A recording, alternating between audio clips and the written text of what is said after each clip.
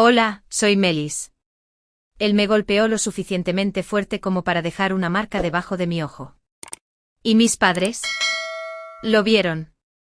Me miraron directamente, luego se apartaron. Él se rió desde el sillón y dijo, bonita pequeña familia tienes. Esa noche me senté sola, silenciosa, pequeña, magullada. Pero encendí una vela. Y 30 minutos después, cuando la cerradura volvió a hacer clic, no fui yo la que permaneció abatida.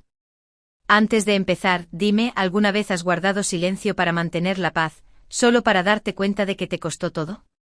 Deja un comentario. ¿Qué hora es donde tú estás? ¿Y tú también te habrías levantado?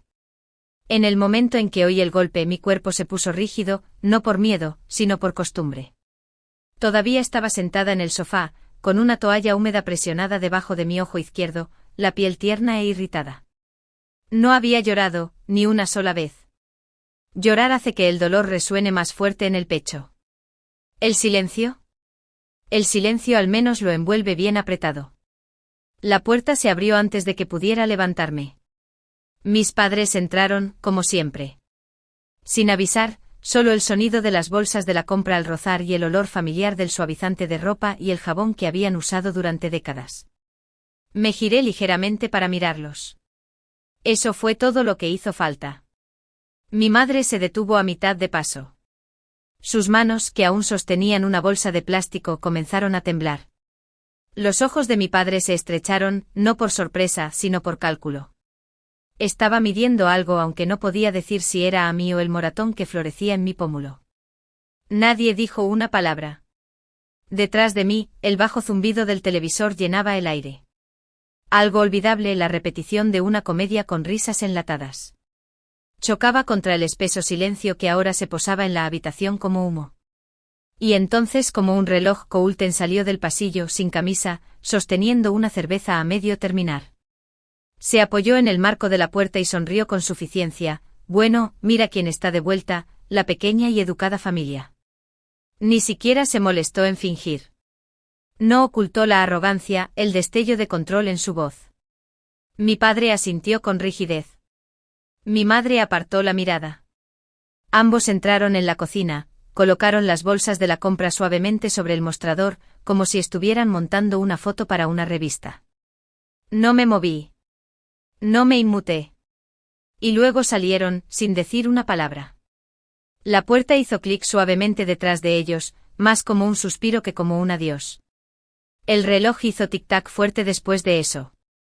O quizás solo lo sentí así.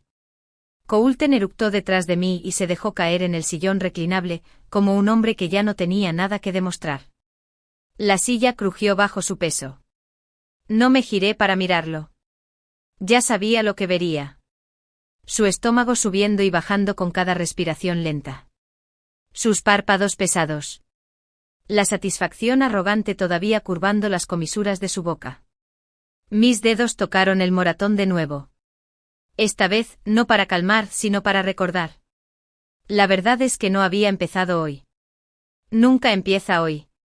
2 horas antes, por fin lo había dicho en voz alta. Deja de tratarme como si fuera algo que compraste en una tienda de descuento, espeté. Coulten estaba a medio tomar su cerveza, de pie en la cocina. Ni siquiera se inmutó. Solo me miró como si estuviera interrumpiendo su espectáculo. ¿Terminaste?, preguntó con la voz plana. Hablo en serio. Eso fue todo lo que hizo falta.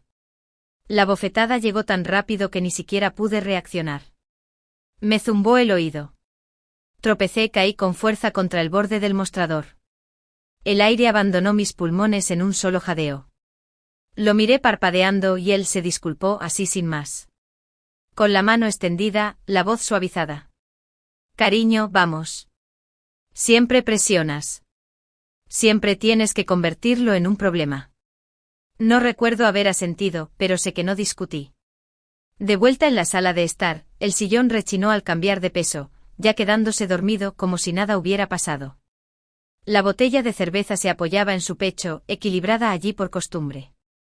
La habitación olía a lúpulo barato y a cualquier colonia que él pensara que aún funcionaba. Me levanté lentamente, caminé hacia el baño, me limpié la sangre del labio con papel higiénico, ni siquiera me inmuté cuando el papel volvió rojo. Me miré en el espejo durante un buen rato. La mujer que me devolvía la mirada parecía cansada, pero no estaba rota. No les importo a ellos. No le importo a él. Pero existo, dije en voz alta. Mi voz no tembló. Cogí mi teléfono, abrí una conversación de mensaje etiquetada solo con una inicial, escribí estoy lista, luego la borré, luego la escribí de nuevo. Enviado. No busqué una respuesta. No la necesitaba.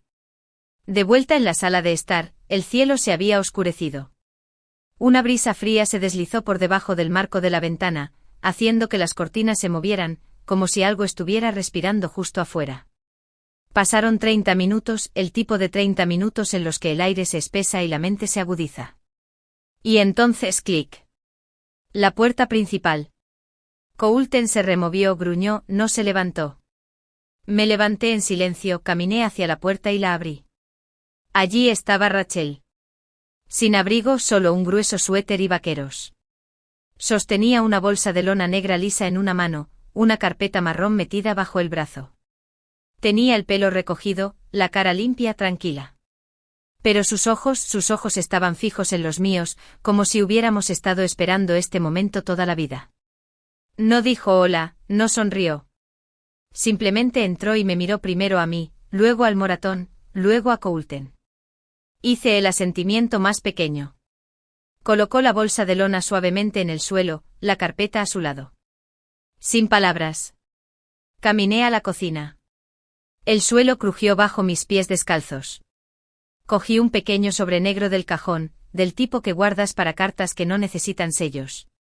Coulter se removió de nuevo, murmuró algo, abrió un ojo. Dejé el sobre junto a su cerveza. Entrecerró los ojos. ¿Qué demonios es eso?, murmuró. Lo miré. Lo miré de verdad. Por primera vez en todo el día, no bajé la mirada. No me eché atrás. No te preocupes, dije suavemente. No es veneno. Hice una pausa. Pero podría matar otra cosa. Parpadeó confundido, extendió la mano perezosamente hacia el sobre, pero falló. Me giré, caminé por el pasillo. La alfombra amortiguaba mis pasos. Rachel me siguió en silencio con la bolsa de lona ahora colgada del hombro. La puerta del dormitorio hizo clic al cerrarse detrás de mí, y dejé que el silencio dijera el resto. No di un portazo en la puerta del dormitorio. Ni siquiera la dejé hacer clic al cerrarse. La cerré suavemente detrás de mí, como si estuviera acostando a un bebé para que durmiera.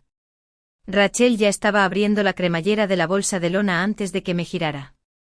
La habitación olía a limpiador de limón y a un leve miedo. No el mío, el suyo. Todavía se aferraba a las paredes, aunque él no había puesto un pie aquí en semanas. Rachel colocó la carpeta sobre la cama, justo al lado de una muda de ropa enrollada, un cepillo de dientes nuevo todavía en su envoltorio y una libreta de cuero negro con pestañas asomando. Me miré en el espejo encima de la cómoda. La hinchazón se había deslizado de mi ojo, acumulándose en un moratón opaco en mi pómulo. Me presioné 2 dedos, no para calmarlo, sino para recordarme que era real. Él había hecho eso y mis padres lo habían visto, me habían visto y se habían ido. Rachel sacó una grabadora del tamaño de una barra de labios. Pilas nuevas, dijo en voz baja. Luego me tendió la carpeta. Me senté en el borde de la cama y la abrí. Cada página era familiar. Cada línea era algo con lo que había vivido en silencio. Un poder notariado que me otorgaba el control exclusivo sobre las cuentas compartidas. Capturas de pantalla de las transferencias en línea de Coulter. Mi dinero retirado sin consentimiento, canalizado a alguna aplicación de póker con dados de dibujos animados. Informes de incidentes que había escrito pero nunca me había atrevido a presentar. Uno de enero, otro de junio, un tercero de la semana pasada. Cada uno marcado con el mismo bolígrafo rojo que Rachel guardaba en su bolso. Y luego, metido al fondo, un contrato de arrendamiento. Un pequeño apartamento a 1.2 millas al sur, a su nombre pero firmado por mí. Pagué los 2 primeros meses, dijo Rachel. No me debes nada. Necesito que sepas eso. No respondí. No lloré. Simplemente pasé a la última página, luego cerré la carpeta y la dejé plana sobre la cama. 2 semanas atrás, nos habíamos sentado en la biblioteca pública, fingiendo hojear libros de cocina mientras ella susurraba: «No necesitas estas cosas para creerte a ti misma, pero el tribunal sí. Su abogado lo hará». Entonces le pregunté por qué estaba haciendo todo eso, porque estaba arriesgando algo, y me miró como si fuera lenta. «Porque nadie más lo está haciendo. Porque te creo. Y porque no te voy a dejar aquí para que te pudras mientras ellos lo llaman matrimonio». Esa noche no dormí. Simplemente me quedé mirando el techo y finalmente creí algo que no me había permitido creer en años. ¿Le importaba a alguien? Rachel tocó su teléfono. «Tenemos una ventana. Después de eso estará vigilando cada puerta, cada mensaje, cada ruido». Asentí. Ya ha perdido el control. Simplemente no lo sabe todavía. Su mano desapareció en el bolsillo lateral de la bolsa de lona y salió sosteniendo un teléfono plegable. Sin aplicaciones, sin rastreo, solo números y llamadas. Me lo entregó. «Si se entera», susurró, «volcará esta casa al revés». Mis dedos se curvaron alrededor del teléfono.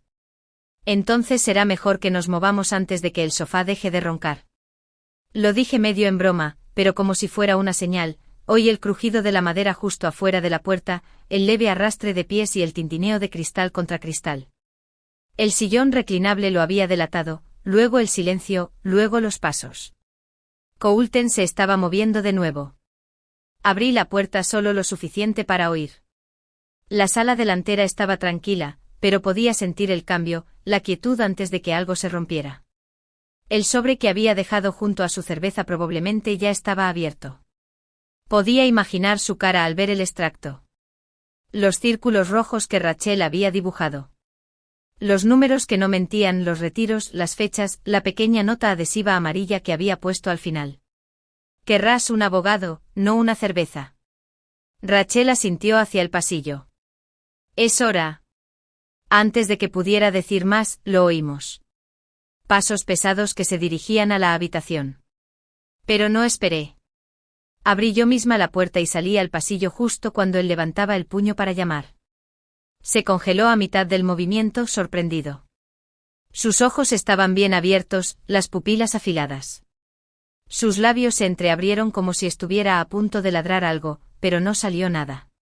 Levanté mi teléfono. «¿Ese sobre? Ese es el principio, no el final». Parpadeó confundido, luego enfadado. Extendió la mano y me agarró la muñeca. No con fuerza, pero lo suficientemente firme como para intentar controlar. Esta vez no fue miedo lo que vi en él. Fue pánico mezclado con culpa. Antes de que pudiera hablar de nuevo, Rachel salió detrás de mí con su propio teléfono ya grabando. «Suéltala», dijo con frialdad. «Esto ya está en directo». Coulton soltó mi muñeca como si le quemara.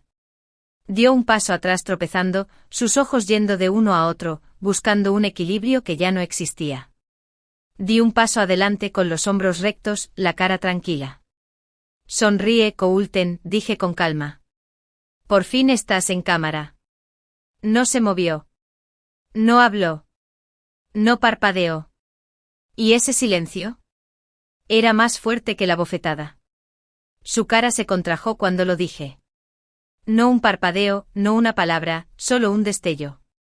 Como si un cable en su cerebro hubiera hecho un cortocircuito por una fracción de segundo. Entonces llegó el sonido. Esta vez no un puño, sino algo más fuerte, desesperado, confuso. «Me tendiste una trampa». Lo ladró como un hombre tratando de espantar el humo, dándose cuenta demasiado tarde de que el fuego ya estaba bajo sus pies. «Arrastraste a tu amiga a nuestro matrimonio». Su pecho subía y bajaba demasiado rápido. Su voz se quebró, mitad rabia, mitad incredulidad. «Estás intentando arruinarme». No me moví. No me inmuté. Simplemente observé. Rachel mantuvo su teléfono quieto, ligeramente ladeado, su otra mano curvada alrededor de la correa de su bolsa de lona. Ella tampoco habló. Sin consuelo, sin advertencia, solo presencia. Coulton daba vueltas como un perro enjaulado. «Esto es una trampa. Sabes eso, ¿verdad?» No puedes simplemente tenderle una trampa a alguien y grabarlo así. Su voz tenía ahora ese borde agudo y frágil, el tipo que aparecía cuando se sentía acorralado pero pensaba que todavía podía salir de la situación con un farol. Señaló con un dedo hacia la cocina. Trajiste un testigo a nuestra casa para provocarme. Finalmente hablé, en voz baja y serena. No traje un testigo. Traje protección. Su mandíbula volvió a temblar. Juro por Dios, Melis, yo mismo llamaré a la policía. Les diré que te has vuelto loca. Que eres violenta, inestable. Entraste en mi correo electrónico.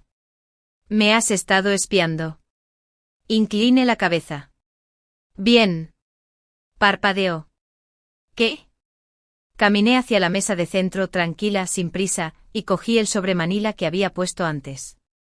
Se lo entregué como una camarera con una cuenta. Ya los he llamado. Querrás estar listo cuando llamen a la puerta. En eso es en lo que entrarán. Abrió la solapa y se congeló. Dentro había un paquete grapado, fechas, notas médicas, fotografías, una copia impresa de la solicitud de orden de alejamiento que Rachel y yo íbamos a presentar al amanecer. En la parte superior, petición de emergencia, preocupación por la seguridad doméstica. El silencio que siguió no fue paz. Fue peso. El peso de la verdad golpeando a un hombre acostumbrado a dar puñetazos y marcharse sin consecuencias. Escaneó la página. Una mano cayó a su lado, la otra apretó el papel. Por una vez, se quedó sin habla. Di un paso atrás lento, no por miedo, solo para darle espacio a la escena para respirar. Y en esa respiración, mi mente se desvió hacia atrás. 2 meses atrás, había empezado a anotar todo. No porque hubiera planeado esto.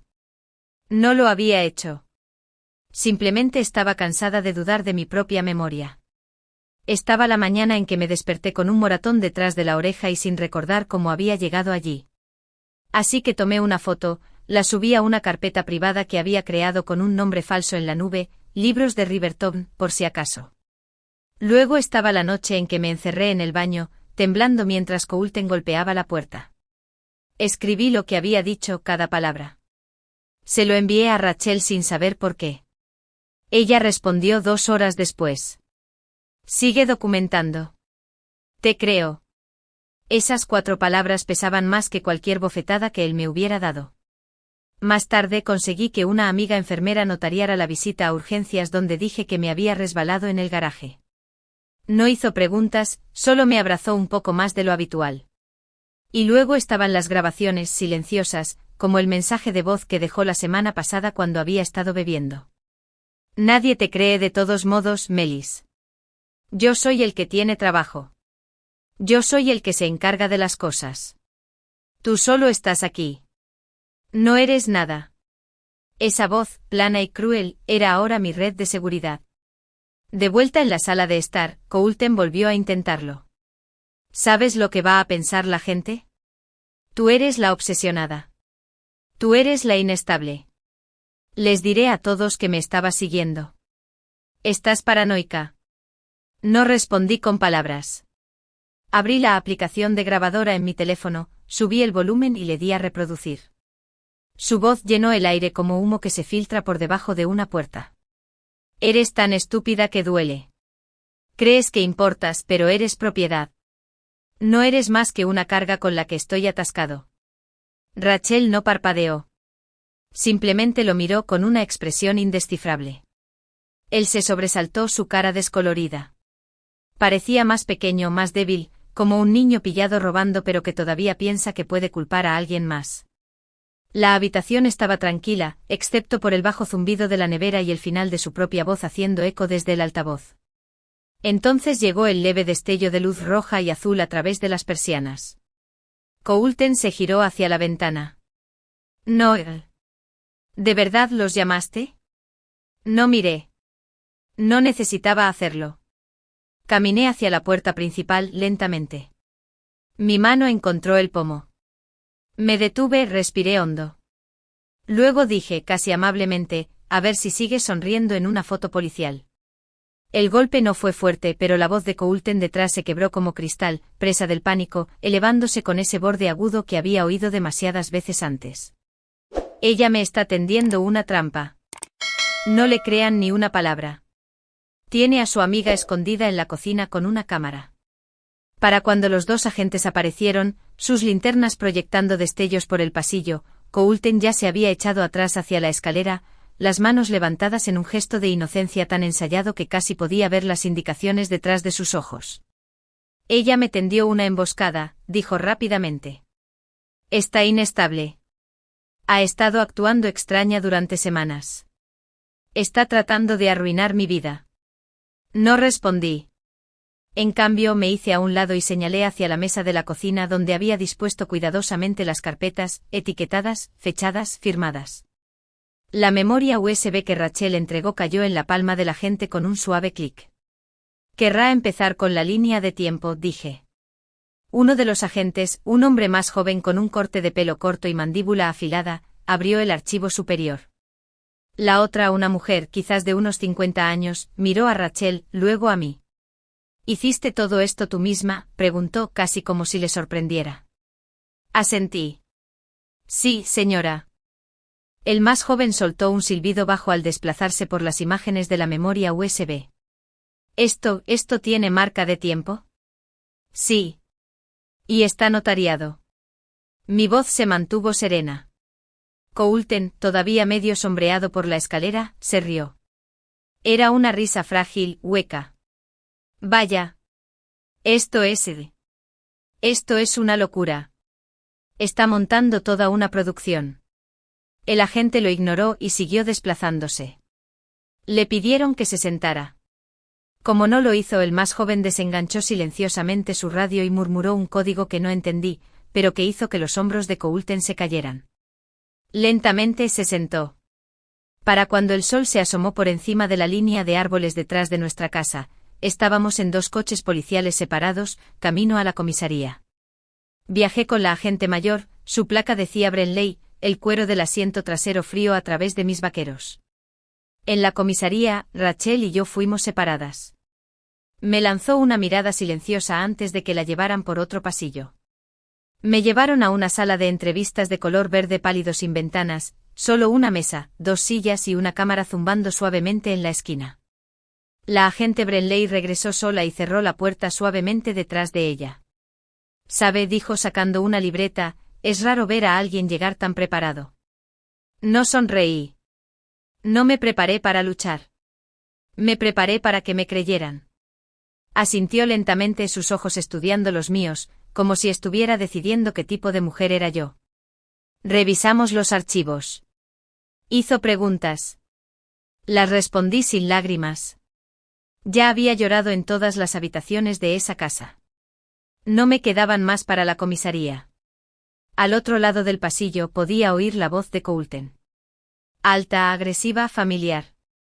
Cuando la agente Brenley se excusó, un hombre con un traje gris entró en la habitación de enfrente a la mía. El abogado de Coulton. Había llegado demasiado rápido, lo que significaba que estaba de guardia. Probablemente enviado por el padre de Coulton, un juez jubilado en el condado de Forsyth. El cambio de energía fue inmediato. Cuando Brenley regresó, su comportamiento se había enfriado. Las preguntas se hicieron más incisivas. Menos sobre lo que había pasado, más sobre por qué lo había guardado para mí durante tanto tiempo. Así que, dijo golpeando el testimonio, no acudió a la policía hasta hoy. ¿Por qué ahora? No esperé, dije en voz baja, buscando en la carpeta un último documento. Documenté y advertí a alguien hace meses. Deslicé el testimonio por la mesa. Estaba firmado por mi terapeuta, fechado hace 6 meses. En él, ella anotaba el riesgo de escalada, nombrando específicamente a Coulton. El último párrafo decía: la cliente muestra un miedo razonable por su seguridad en el hogar conyugal. Si los incidentes escalan, se le recomienda tomar medidas de protección legal de inmediato. Brenley lo leyó 2 veces. Aún así, hizo la pregunta que más temía. ¿Está segura de que no solo está tratando de salir ganando en un divorcio? ¿Reparto de bienes? ¿Ventaja en la custodia? Por un segundo mis manos sí temblaron, pero las junté con fuerza en mi regazo. Sabía cómo me veía, tranquila, con los ojos secos, la espalda demasiado recta, no lo suficientemente rota como para parecer real. Respondí con sencillez: si hubiera esperado a que las cosas empeoraran, alguien me habría culpado por no venir antes.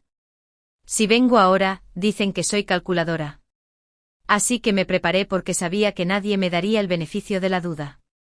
No respondió, solo anotó algo. Mi mente se desvió solo por un momento, a una noche de hace 3 meses en el consultorio de mi terapeuta. La habitación iluminada suave y cálidamente mientras el mundo exterior se sentía más frío que un hueso. Le había preguntado, casi susurrando, si me voy y nadie ayuda, y él me mata de todos modos, ¿dirán que estaba loca por quedarme? Entonces dejó su bolígrafo, me miró. Entonces no te vayas de una manera que puedan olvidar. Esa noche empecé a planear, no para castigar a Coulter, sino para asegurarme de vivir. De vuelta en la sala, la agente Brenley se levantó y dijo que volvería en unos minutos. Esperé contando el lento tic-tac del reloj de pared. Cuando regresó exhaló primero un suspiro audible como si no quisiera decir lo que seguía. Lo retendremos durante 24 horas, dijo. Después de eso se complica. Asentí. Me entregó una carpeta con mis documentos de orden de alejamiento. Firmé sin dudar. Sin ceremonia, sin alivio, solo pasos, uno tras otro. Afuera, el cielo se había vuelto de un gris azulado desvaído. El frío matutino mordía mi piel, pero no temblé. Rachel me encontró al pie de las escaleras de la comisaría. Sus ojos buscaron los míos. ¿Escucharon? Asentí, luego me giré hacia el estacionamiento donde estaba mi coche. Eso, susurré para mí misma al deslizarme en el asiento del conductor, fue la parte fácil. Porque lo difícil era decirle a mi madre lo que había pasado y oírla no decir nada. El silencio en el viaje de regreso al alquiler era más espeso que cualquier cosa que la comisaría hubiera ofrecido.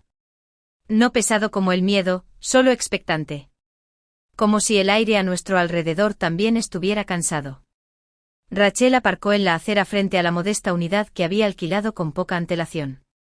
El tipo de lugar en el que no planeas quedarte mucho tiempo. Paredes delgadas, todo beige. El tipo de cocina que te hacía buscar menús para llevar sin siquiera abrir la nevera. Giré la llave. La puerta hizo clic. Y ese sonido, tan pequeño, fue la primera respiración real que había tomado en todo el día. Entramos.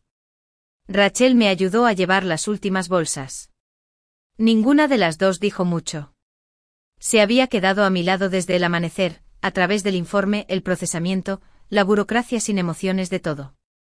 Ahora estábamos aquí, 2 mujeres en una habitación llena de muebles ajenos. Desdobló la manta extra en el sofá desgastado. ¿Quieres que me quede? Negué con la cabeza. Necesito hacer esto sola. Asintió como si entendiera. Quizás lo hizo. Quizás sabía que esta parte no se trataba de seguridad o comodidad, sino de otra cosa, algo a lo que tenía que enfrentarme con mi propia voz. Después de que se fue, me quedé de pie en medio de ese apartamento sin saber qué hacer con mis manos. Sentía como si todavía estuvieran sosteniendo algo. Quizás miedo, quizás memoria. Me senté en la pequeña mesa de la cocina, de esas con chapa de plástico despegándose por los bordes. Cogí mi teléfono. Mi pulgar se detuvo sobre su nombre. Mamá. Siempre se guardó así. Ni madre, ni Janie, ni casa, solo mamá. Lo toqué. Sonó. Y mi corazón no se aceleró como solía hacerlo cuando era niña y estaba en problemas. No latió con fuerza como cuando Coulter solía gritar. Simplemente dolió. Un anhelo profundo y hueco que había vivido en mí durante décadas. Ella contestó. ¿Melis? Su voz era cautelosa. No preocupada, no cálida, solo serena. Solo quería que supieras, dije. Lo han arrestado. Pausa. ¿Por qué? Tragué saliva. Por lo que me ha hecho. Ella no dijo nada. Seguí hablando, no porque quisiera, sino porque necesitaba oírlo decir en voz alta a alguien que me conocía antes de que yo conociera el miedo. Los moratones, las visitas al hospital, el dinero que se llevó, los gritos. Pensé que quizás habías visto algo. Pensé que quizás habías vuelto. Otra larga pausa. Luego, el matrimonio no es perfecto, Melis. Pero airear tus trapos sucios así, y te criamos más fuerte que eso. Mis dedos se apretaron en el borde de la mesa. Eso fue todo. Esa fue su respuesta. No lloré. No grité. Ni siquiera sentí el escozor en mi pecho hasta varios segundos después, porque ese fue el momento en que me di cuenta de que había estado albergando la esperanza equivocada. Dejé el teléfono, no colgué, simplemente lo dejé ahí sobre la mesa, su voz todavía zumbando de fondo, luego desvaneciéndose, luego desaparecida. Abrí mi diario, el que Rachel me dio hace meses, cuando empezó a notar el silencio en mis ojos. Escribí lentamente. Hoy, enterré la última ilusión. No necesito que ella entienda. Solo necesito dejar de necesitarla. Cerré el diario. Al otro lado de la habitación, el sobre asomaba de mi bolso, el que había llevado a la comisaría lleno de registros, fotos, declaraciones, el que nunca pensé que usaría. Saqué una carpeta limpia del cajón y metí el sobre dentro. Luego lo etiqueté con un marcador negro, cierre. El sol ya se había puesto. Las sombras se alargaban por la alfombra, el tipo de luz que hace que todo parezca más silencioso de lo que se siente. Me hice té, algo caliente para sostener, no para beber. Me senté de nuevo en el sofá, dejando que el vapor subiera y se enroscara en el aire. Mi cuerpo aún recordaba dónde había estado cada moratón, pero ya no me sobresaltaba. Fue entonces cuando llamaron a la puerta. No fuerte, solo 2 golpes secos. Me levanté, abrí la puerta. Rachel. Su cara estaba pálida, los ojos muy abiertos. No por miedo, sino por incredulidad. Tienes que ver esto. Pasó a mi lado y cogió el mando a distancia de la mesa de centro, encendiendo el pequeño televisor montado sobre el mostrador, una noticia local. Ahí estaba él. Coulter, con una camisa de botones. Ni siquiera arrugada, como si nada hubiera pasado. Su abogado estaba a un lado, asintiendo mientras él hablaba. Nunca quise hacerle daño a nadie, dijo Coulter al micrófono. Mi esposa está pasando por dificultades emocionales. Ha sido un momento difícil. Solo quiero que reciba la ayuda que necesita. ¿Ayuda? Rachel me miró. Yo no parpadeé. Simplemente miré. Sonrió a la cámara, y algo dentro de mí dejó de temblar. Volví a la mesa, abrí mi ordenador portátil, me senté. Rachel inclinó la cabeza. ¿Qué estás? No respondí.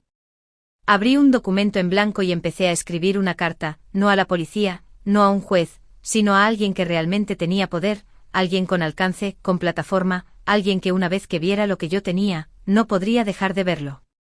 Cuando terminé la leí una vez, solo una. Luego la envié. Porque esa noche no lloré. Redacté una carta y la envié a alguien que tenía mucho más alcance que un policía local. Para cuando las luces de la calle se desvanecieron en el gris temprano, todavía estaba despierta.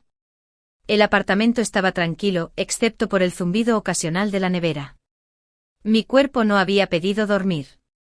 Había pedido la verdad, y se la di. Ahora me sentaba en el pequeño mostrador de la cocina, encorvada sobre mi ordenador portátil, la pantalla tenue pero viva. Bebía de una taza de café desportillada que se había enfriado hacía horas. Mis manos no temblaban. No por miedo. Ya no. Ya no me escondía. El correo electrónico estaba abierto. Dirigido a Alyssa Carrington, una periodista con la que nunca había hablado pero a la que había estado observando durante semanas. Su cara apareció en mi pantalla una noche de insomnio, informando sobre una mujer que expuso a su marido, un senador estatal, y sobrevivió no solo al escándalo, sino a la vergüenza. Su historia reescribió la ley estatal. Esa noche había marcado el nombre de Alyssa.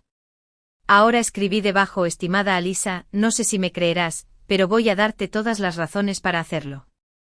Adjunté todo. Las copias de las transferencias de dinero que Coulter hizo a mi nombre, los archivos de audio que había grabado hace meses, cuando mis instintos aún susurraban, no estás a salvo. Las fotos que tomé el primer moratón, los recibos, los hilos de texto con sus amenazas escondidas entre líneas casuales. Incluí una línea de tiempo completa, la declaración policial, mi nombre y luego escribí una última frase y la releí 2 veces antes de enviarla. Si desaparezco, esta es mi voz. Públicala de todos modos. Pulsé enviar. Cerré el ordenador portátil y me recosté en la silla, mirando por la pequeña ventana de la cocina. El cielo estaba pasando de acero a durazno pálido. En alguna parte de la calle, alguien arrastraba cubos de basura a la acera. La vida exterior no había cambiado. Pero algo en mí sí. No había llorado anoche, y no iba a hacerlo ahora. Pero mi respiración se volvió más profunda, más lenta, como si finalmente hubiera exhalado algo que había retenido durante demasiado tiempo. Me levanté y caminé hacia el baño, encendí la luz, me enfrenté al espejo. El moratón debajo de mi ojo izquierdo había empezado a amarillear. Parecía fruta vieja. Y por un momento levanté la mano y lo acaricié suavemente con la punta de mi dedo. Ya no eres mi vergüenza, susurré. No sonó poderoso, pero sonó honesto. Mi teléfono zumbó en el mostrador. Una notificación de correo electrónico. Corrí y la abrí. De Alisa Carrington. Asunto, envío de historia. Cuerpo, esto no será enterrado. Te llamaré en 1 hora. Fue entonces cuando me permití sonreír, solo una pequeña sonrisa. Dejé el café y me lavé la cara con agua fría, luego volví al ordenador portátil para esperar. No paseaba. No dudé. Simplemente me senté allí, con el corazón firme. 45 minutos después, llegó el enlace de Zoom. Hice clic. Apareció su cara. Ojos afilados, sin maquillaje. Parecía que no había dormido, pero también parecía alguien que no perdía el tiempo. Melis, dijo, gracias por confiar en mí. No estaba segura de si debía hacerlo, respondí honesta. Bien. No deberías confiar fácilmente, dijo. Pero confiaste de forma inteligente. Verificó todo, cada documento, cada marca de tiempo, cada archivo de voz. No me apresuró, no me mimó. Simplemente escuchó y contrastó. Se sintió menos como una entrevista y más como pasarle el testigo a alguien listo para correr a toda velocidad. Pero nada me preparó para lo que dijo a continuación. No eres la única. Parpadeé. ¿Qué? Hay otra mujer. Diferente estado, mismo hombre. Diferente nombre, pero el mismo patrón. Las pondré en contacto si quieres. Se me cayó el estómago. Coulten. Había hecho esto antes. Otra mujer se había sentado una vez donde yo me senté, había contado la misma historia a un muro de silencio. Y ahora ambas estábamos saliendo a la superficie jadeando, quizás finalmente siendo escuchadas. Asentí lentamente. Sí, por favor. Terminamos la llamada, y ella prometió publicar para el lunes. Cerré mi ordenador portátil. Mi mano se quedó suspendida por un segundo antes de dejar que la pantalla cayera cerrándose con un suave clic. Justo cuando estaba a punto de levantarme, el teléfono desechable que guardaba para emergencias zumbó a mi lado.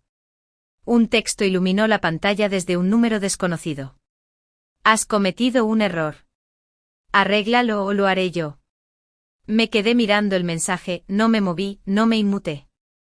Luego dije en voz alta a nadie, no, simplemente corregí uno. Dejé el teléfono en el mostrador. No iba a vivir con miedo de él, porque por primera vez en mucho tiempo, mi voz no estaba sola. Y para el domingo, no me escondía. Me preparaba. Y no era la única que estaba construyendo una tormenta. Para el domingo, no me escondía. Me preparaba. Y no era la única que estaba construyendo una tormenta. Subí la cremallera de mi chaqueta para protegerme del frío de la mañana tardía y entré por la puerta lateral del antiguo centro comunitario cerca de la calle Mason. Todavía olía a polvo de tiza y café quemado de las reuniones de alcohólicos anónimos que usaban el espacio por la noche. Pasé junto a una pared llena de folletos, talleres de defensa personal, círculos de duelo, grupos de apoyo a la inmigración, y encontré la sala que Alisa había reservado para nosotras. Las sillas plegables crujieron al sentarme. Al otro lado de la mesa de laminado desportillado, 2 mujeres levantaron la vista. Dana y Alana. Ambas mayores que yo por unos años, ambas con rostros que vestían más que maquillaje. Nos saludamos no como sobrevivientes, sino como estrategas. Eso fue obra de Alisa. Alisa nos había llamado individualmente el viernes. Había dicho, no eres la única. Hay más, y es hora de que se conozcan. La voz de Donna rompió primero el silencio. No estamos aquí para intercambiar historias de guerra, ¿verdad? No, dije. Estamos aquí para cambiar el patrón. Asintió. Sus manos estaban firmes sobre una gruesa carpeta, con las esquinas desgastadas. Manipulación financiera, dijo simplemente. Falsificó mi firma, redirigió las cuentas comerciales a su nombre. Me dejó con el IRS pisándome los talones. Alana añadió, me aisló. No tenía crédito a mi nombre. Cuando presenté cargos, dijeron que no parecía lo suficientemente asustada la primera vez. La segunda vez, el fiscal lo desestimó en interés de preservar la estabilidad familiar. Me incliné hacia adelante. ¿Lo que tenemos ahora? No son solo historias, son pruebas. Alana deslizó una memoria USB. Dana desplegó impresiones y hojas de cálculo. Abrí mi ordenador portátil y saqué la unidad compartida que Alisa había configurado, segura, cifrada y con un nombre señuelo. Cada una de nosotras subió su documentación, extractos bancarios, historiales médicos, textos, fotos, desestimaciones policiales. Cada vez que el sistema miraba a otro lado, salvábamos el momento. Esa tarde lanzamos algo pequeño pero sólido, un sitio web privado, solo una página de inicio con 3 nombres, 3 testimonios y una declaración. No estamos pidiendo justicia. Les estamos mostrando la prueba que se negaron a ver. Mi última carga fue un clip de audio, la voz de Coulton, baja y burlona. Aunque grites, nadie te escucha. Escribí un pie de foto debajo del archivo de audio. Nos oímos unas a otras. Eso fue todo. Sin hashtags, sin drama, solo realidad. Alrededor de las 4 de la tarde volví a mi apartamento.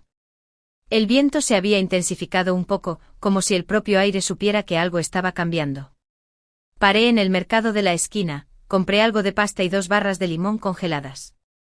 Nunca me habían gustado mucho, pero eran las favoritas de mi madre. Quizás solo necesitaba recordar que alguien solía preocuparse. O quizás me estaba preparando para el tipo de cierre que no encuentras en los juzgados. De vuelta en casa, conecté mi teléfono y me senté a la mesa de la cocina. Abrí el sitio de noticias con el que trabajaba Alisa. Un borrador de titular estaba en su carpeta de revisión final, las manos detrás del silencio, 3 mujeres, un hombre y el sistema que le permitió campar a sus anchas. Las palabras me devolvieron la mirada, como algo sagrado y peligroso a la vez. Puse una palma plana contra el tablero de la mesa para centrarme. Mi otra mano subió casi sin pensar, al moratón que se desvanecía bajo mi ojo derecho. Todavía estaba allí, tenue y amarillento ahora, pero un recuerdo de todos modos. Susurré, ya no eres la vergüenza. Luego cometí el error de revisar Instagram. Coulton había publicado una foto de nuestro día de la boda. Yo llevaba encaje. Él llevaba un traje azul marino. La leyenda decía, nadie la conocía como yo. No me inmuté. Ni siquiera parpadeé. Me estaba provocando jugando para su público, familia, amigos, antiguos compañeros de trabajo, mujeres de iglesia que todavía pensaban que era encantador. Quería una reacción. En cambio, le di silencio y algo mejor.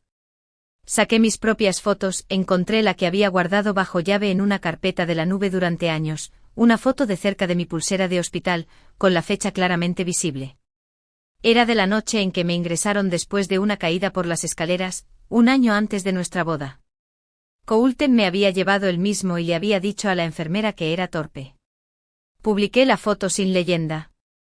Solo la verdad. Simple, fea, innegable. Y luego cerré sesión. El viento sacudió las ventanas alrededor de las 7:30. Preparé la cena apenas probándola, y me quedé junto al mostrador, mirando el vapor que salía de la olla. No me sentía valiente. Tampoco me sentía enfadada. Lo que sentía era algo más firme, algo más pesado, como el peso de finalmente ponerme de pie después de años de encorvarme para sobrevivir. Antes de acostarme, caminé por el apartamento y comprobé las cerraduras. Sabía que el artículo estaba programado para publicarse el lunes por la mañana. Sabía que teníamos menos de 24 horas antes de que no fueran solo susurros entre sobrevivientes. Sería público y la gente tendría que elegir de qué lado estaban. Justo antes de la medianoche encendí una vela que no había tocado desde que me mudé. Mi terapeuta me dijo una vez que los rituales importan cuando estás reclamando espacio. Así que me senté en silencio en la sala de estar, la vela parpadeando en la esquina, y susurré no a Dios, sino a mí misma, venga lo que venga, estoy lista. El artículo se publicó a las 7:02 de la mañana. No tuve que desplazarme mucho. El artículo de Alisa estaba fijado en la parte superior de cada página de noticias que abría. A las 9 de la mañana, mi teléfono zumbó con una llamada del abogado de Coulton. Y a las 9:15 llegó otra alerta, esta vez de su firma. Tampoco fueron vagos al respecto. Revisión de despido iniciada. Confidencialidad levantada. Emitiremos una declaración pública en el plazo de 1 hora. Esa frase se quedó ahí en mi pantalla mientras yo estaba descalza en la cocina, una taza de té tibio intacta junto al fregadero. Por primera vez en mucho tiempo, no sentí que estuviera reaccionando. Simplemente estaba respirando. No reenvié el correo electrónico. No me apresuré a publicarlo en línea. Simplemente exhalé. El sonido más silencioso que había hecho en toda la mañana, pero el que tenía más peso. Continué mi día lo más normal que pude. Doblé la ropa, alimenté al gato, limpié el borde del alféizar con mi manga donde se había acumulado polvo. De vez en cuando revisaba mi teléfono, no obsesivamente, pero lo suficiente como para observar la corriente digital hincharse. Los comentarios estaban inundando el artículo, algunos elogiando el reportaje de Alisa, algunos compartiendo sus propias verdades, pero fueron los mensajes privados los que me dejaron helada. Uno era de un nombre que no reconocí, una mujer llamada Camille. Escribió, leí el artículo. Fui una de sus pacientes. Gracias por no quedarte callada.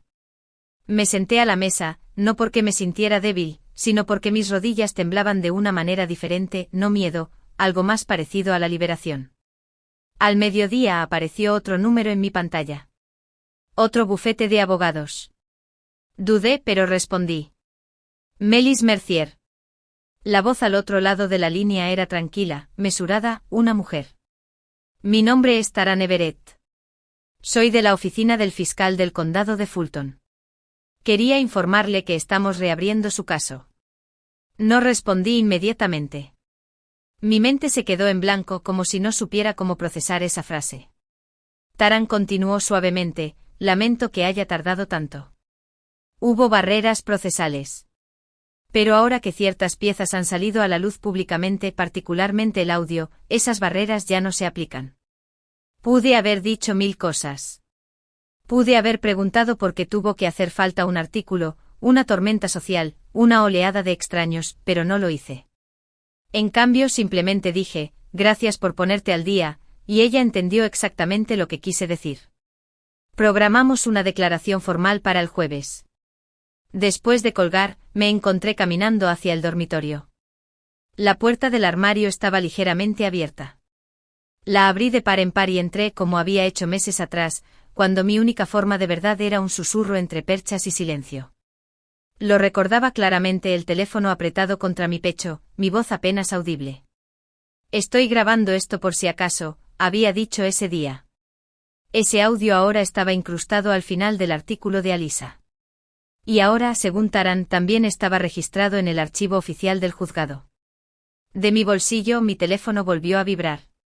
Volví a la cocina y lo desbloqueé, medio esperando otro mensaje de apoyo. Pero no era eso. Era Coulton. Acababa de subir un vídeo.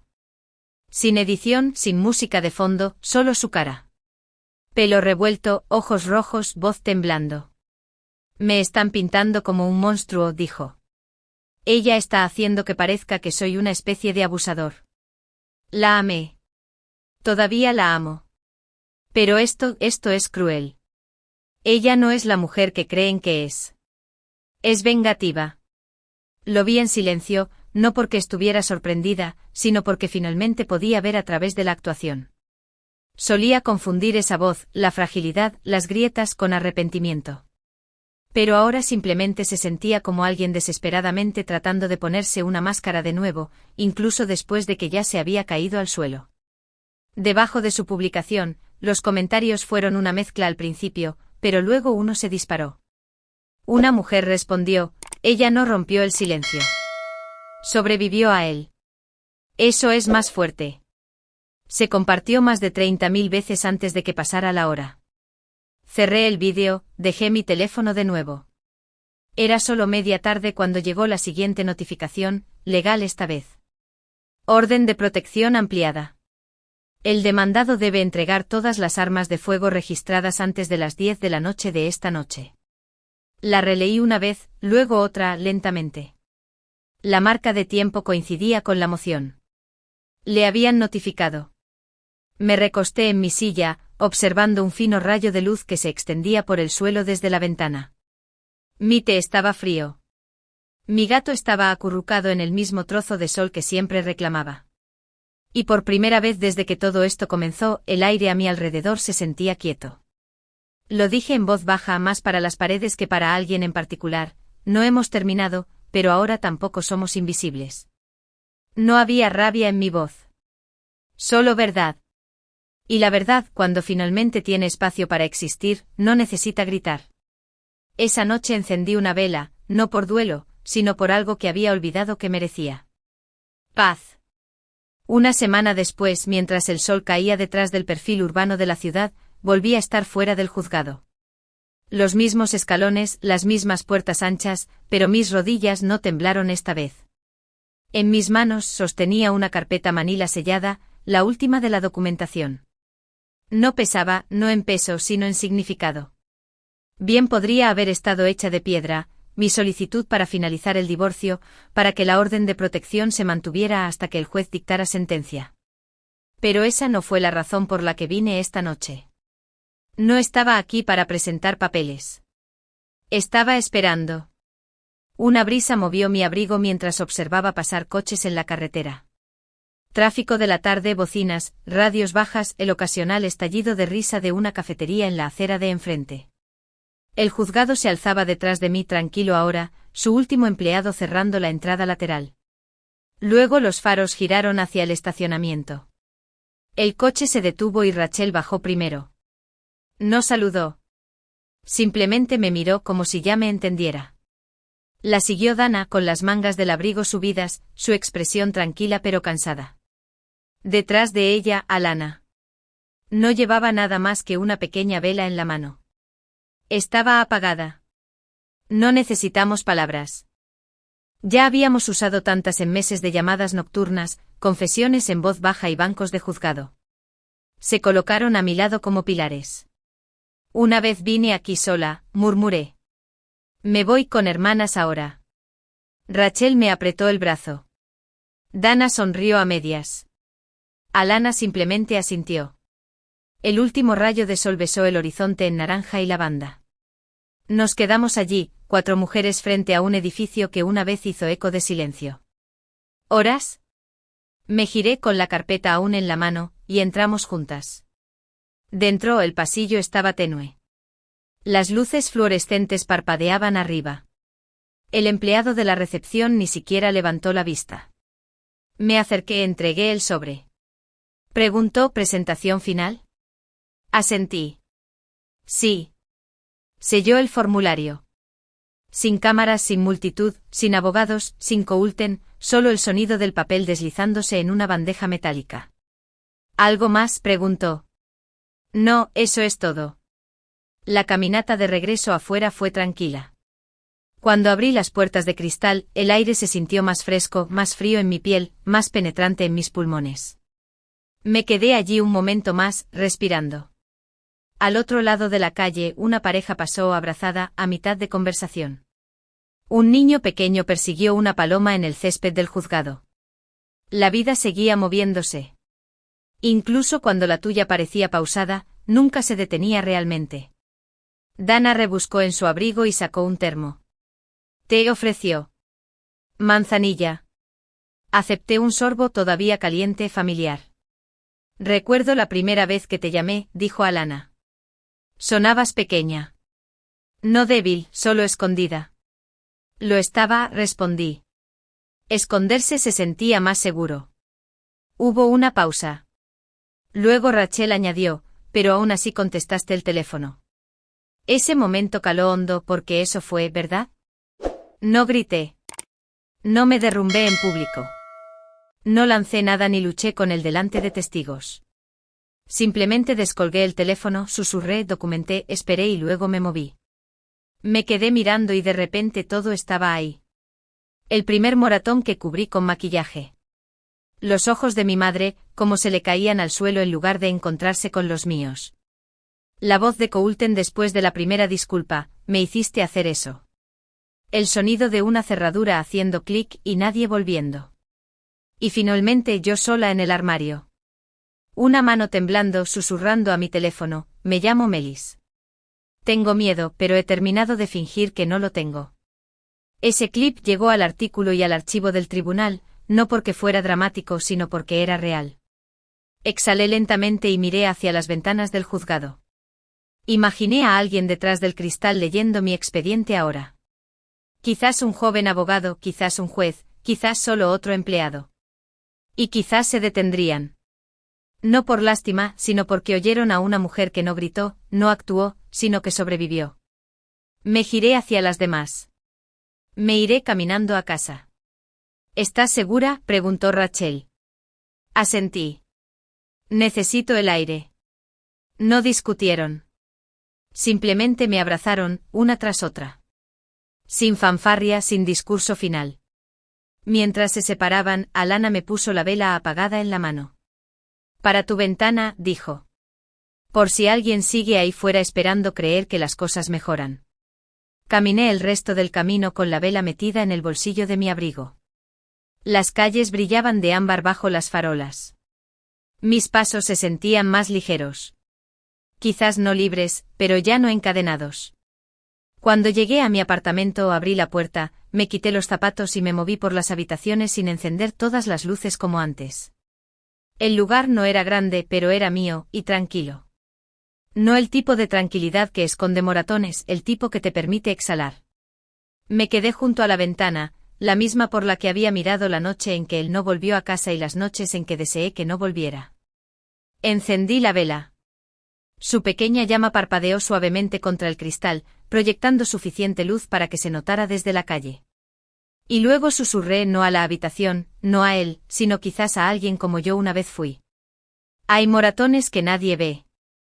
Hay silencios que cortan más hondo que los puños. Pero también hay algo más, el tipo de curación que no pide permiso. No me moví durante mucho tiempo, simplemente me quedé observando la vela arder. Y en su luz, no vi lo que había perdido.